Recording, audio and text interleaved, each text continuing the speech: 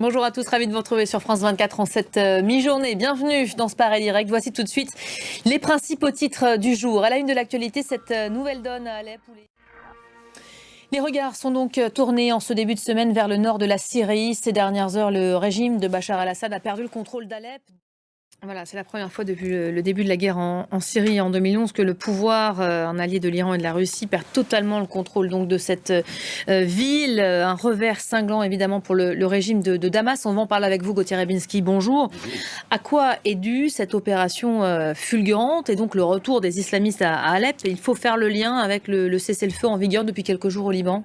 Alors, sans doute, il faut même faire le lien avec la mort de Nasrallah. Merci beaucoup Gauthier. Une déclaration au moment où vous exprimez le chef de la diplomatie turque, donc où des négociations, des discussions sont en cours. Il est important de maintenir cette stabilité en Syrie. On va avoir l'occasion évidemment d'y revenir pendant ce Paris Direct. Il y avait des législatives aussi hier en Roumanie. Une semaine après leur élimination dès le premier tour de la présidentielle, les sociodémocrates pro-européens sont arrivés en tête du scrutin. Je rappelle que le candidat pro-russe est arrivé au premier tour de la présidentielle, ce second tour qui aura donc lieu la semaine prochaine. La menace russe qui pèse sur d'autres anciennes républiques soviétiques, c'est ce qu'a averti ces dernières heures Salomé Zourabichvili, la présidente de Géorgie, qui refuse de rendre son mandat à la fin de l'année. Voilà, nouvelle nuit de manifestation pendant laquelle 21 policiers ont été blessés dans des heurts. Cette décision à présent qui fera date et qui peut d'ores et déjà être qualifiée d'historique. L'État belge a été reconnu coupable de crimes contre l'humanité. 5 femmes métisses enlevées à leur famille à l'époque où le Congo était une colonie belge ont gagné leur procès en appel.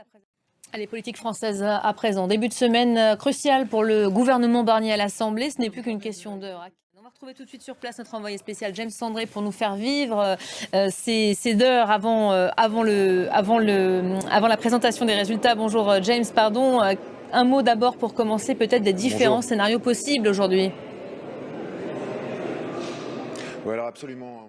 Voilà, sauf miracle, hein. Il y aura la censure a dit ce matin Jordan Bardella. On aura l'occasion de l'entendre un peu plus tard. Et de vous retrouver, James André, pour nous faire vivre évidemment l'attente dans les coulisses de l'Assemblée nationale avant la présentation donc des conclusions de la commission mixte paritaire. Merci à vous, voilà pour l'essentiel en cette mi-journée.